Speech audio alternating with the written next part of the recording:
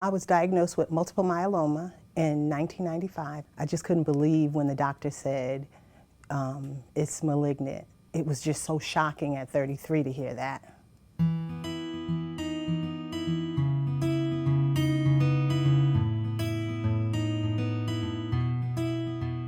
What makes the Myeloma Center at Cornell unique is that it's a practice devoted solely to myeloma.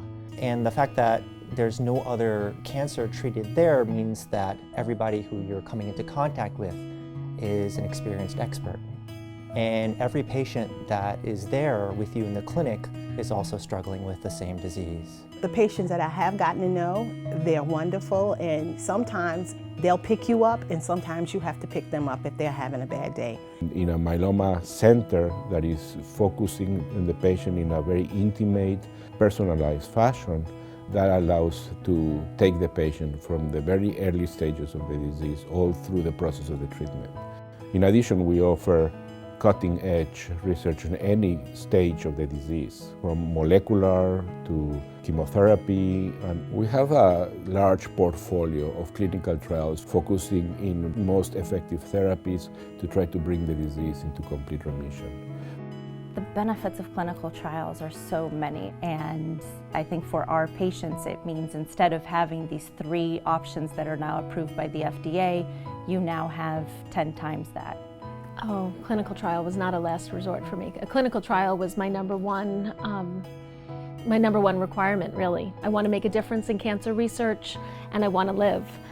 You know, myeloma still remains a fairly rare cancer, and being at Cornell, we have relationships with all the other subspecialties. So we have cardiologists who happen to know myeloma, nephrologists who know myeloma. And so not only do we learn about these other aspects of the disease, but the patient has this multidisciplinary team at their disposal as well.